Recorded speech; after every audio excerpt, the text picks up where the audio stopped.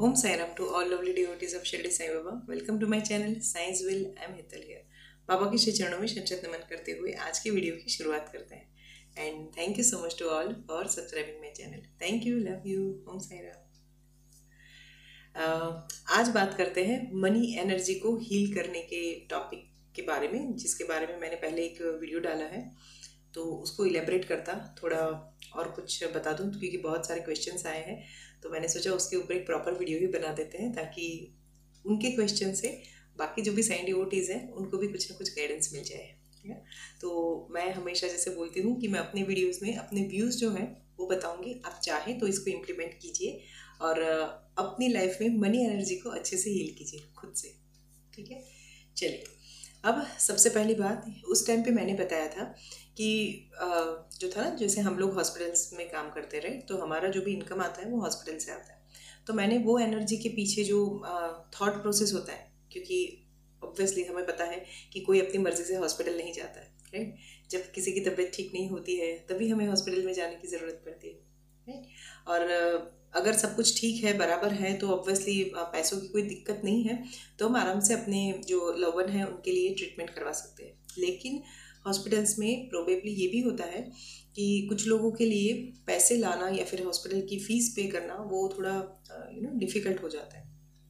तो उस सिनेरियो में वो लोग कैसे भी कहीं से भी अरेंज करके पैसे पेमेंट करते हैं और फिर अपने जो रिलेटिव्स हैं उनका इलाज करवाते हैं, राइट. तो कहीं ना कहीं उनके जो वाइब्रेशन है वो उस मनी में रहते हैं, राइट. वो उसी जो पैसा आता है हॉस्पिटल में वहाँ पे वो वाइब्रेशन के साथ वो होता है. और वही हमें जो भी वहाँ पे हॉस्पिटल्स में जो लोग काम करते हैं उनके पास भी वही अकाउंट से, मतलब वही उसी जगह से हॉस्पिटल से ही ऑब्वियसली पैसा जाता है.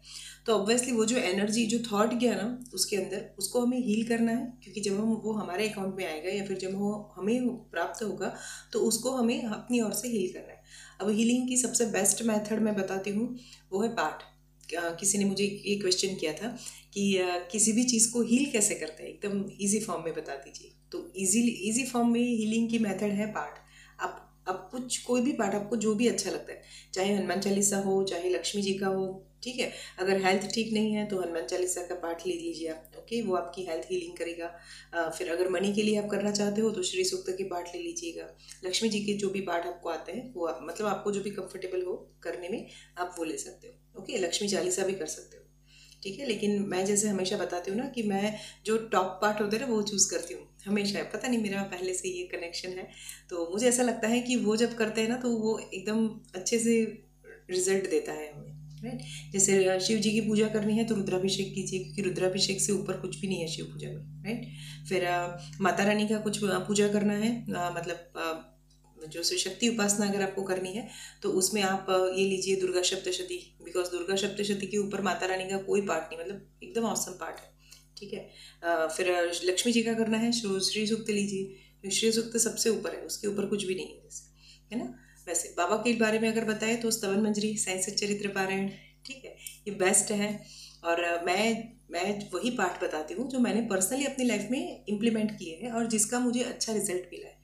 हो सकता है और भी बहुत सारे पार्ट होंगे, ओके, लेकिन मैं वही बताती हूँ ना जैसे जो मैंने किए हैं, ओके, ताकि उसके बारे में अगर आपके कोई क्वेश्चंस आएंगे ना तो मैं उसको एड्रेस करते आंसर प्रॉपर दे पाऊँगी, या. तो इसीलिए मैं हमेशा प्रेफर करती हूँ, मतलब मैंने जो जो किया है वो मैं आपको बताती हूँ, आप उस हिसाब से चाहें तो इसको इम्प्लीमेंट कर सकते हैं, ओके.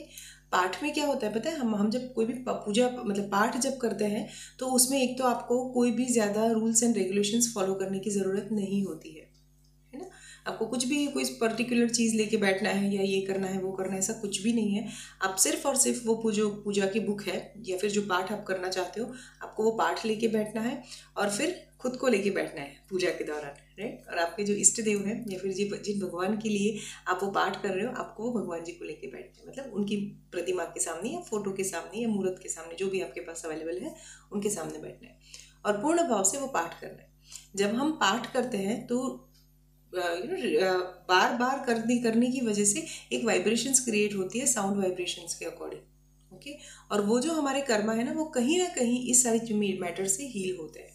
मैं अगर अपनी बात बताऊं तो मैंने अपनी लाइफ में हीलिंग को समझा बाद में, ये सब किया पहले, ठीक है. मैंने ये सारी चीज़ें पहले से कर ली, तो मेरी लाइफ में बाबा की कृपा से कोई ऐसा बड़ा चैलेंज नहीं था. मुझे बाबा हीलिंग मोडालिटी में कैसे लाए, तो वो मैंने आपको ऑलरेडी एक लीला शेयर कर चुकी हूँ मैं पहले, कि मेरे बेटे के मैथ सब्जेक्ट के लिए मुझे पता चला कि ऐसा हीलिंग जैसा भी कुछ होता है। ओके, उससे पहले मुझे इसके बारे में कोई नॉलेज नहीं था, लेकिन ये था कि बाबा की ओर से जो जो गाइडेंस आते थे मैं उसको फॉलो करती थी।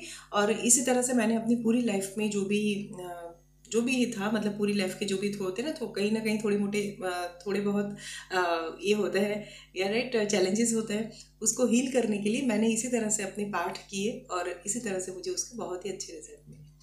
ठीक है, तो आप भी अगर कहीं पे किसी मैटर में स्टक हो, जैसे हेल्थ के रिगार्डिंग हो गया, फाइनेंस के रिगार्डिंग हो गया, राइट, करियर के रिगार्डिंग हो गया, बिकॉज करियर और फाइनेंस दोनों साइमल्टेनियसली चलते हैं, साथ साथ में चलता है। ओके, बिकॉज आपका अगर करियर आपका अच्छा होगा, अगर आपके पास पैसे अच्छे आएंगे, अगर आपको अच्छा जॉब मिलेगा, तो डेफिनेटली मनी फ्लो जो होगा वो अच्छा होगा ही होगा, राइट।